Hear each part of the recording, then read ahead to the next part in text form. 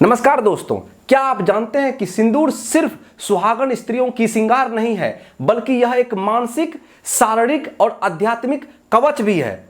तो आज हम जानेंगे कि आखिर मांग में सिंदूर लगाने की परंपरा क्यों शुरू हुई थी और इसके पीछे विज्ञान और धर्म क्या कहता है। सबसे पहले धार्मिक कारण के बारे में बात करेंगे तो सिंदूर को देवी पार्वती का आशीर्वाद माना जाता है।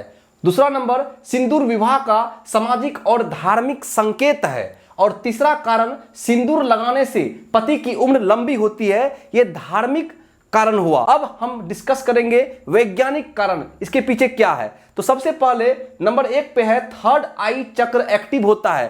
थर्ड आई चक्र यानी कि तीसरी आंख जो कि हमारे यहां पर है, और इसको बोलते हैं कि अगर सिंदूर लगाते हैं तो ये एक्टिव होता है। और एक्टिव होने से क्या होगा कि हमारे ब्रेन के जस्ट नीचे में, जस्ट इसी के नीचे में हाइपोथैलेमस ग्लैंड है जो कि पिट्यूटरी ग्लैंड को एक्टिव करता है। और एक्टिव होने से क्या होगा कि आपका तनाव जो है वो कम हो जाएगा। आपका तनाव अगर कम होगा तो आपको कोई भी काम करने में जल्दी से गुस्सा नहीं आएगा। पारंपरिक सिंदूर जो पुराने जमाने में महिला यूज करती थी, इस्तेमाल करती थी, वो 3 चीजों से मिलकर बनता था। पहला हो गया आपका हल्दी, दूसरा हो गया चूना और तीसरा हो गया पारा। हल्दी को हम एक शक्तिशाली एंटीसेप्टिक कहते हैं और एंटीबैक्टीरियल भी होता है, ये बैक्टीरिया को नाश कर देता है। दूसरा चूना का इस्तेमाल क्यों करते थे? ताकि चूना और हल्दी मिलने के बाद इसका जो रंग होता है वो लाल कर सके। और तीसरा पारा, हमको पता है कि पारा को मरकरी बोलते हैं और मरकरी जो है वो हमारे मस्तिष्क के लिए अच्छा होता है और मानसिक ठंडक पहुंचाता है, लेकिन मात्रा अगर कम रहे तब। लेकिन आज के बाजार में डुप्लीकेट सिंदूर आ चुका है जो कि उसमें Hg मरकरी की मात्रा इतना अधिक दे दिया जाता है कि उससे हाइपरटेंशन भी होने की संभावना रहता है। सिंदूर का रंग लाल क्यों रखा गया है, उसके पीछे वैज्ञानिक कारण है कि लाल रंग को ऊर्जा, शक्ति और ऊष्मा का प्रतीक माना जाता है।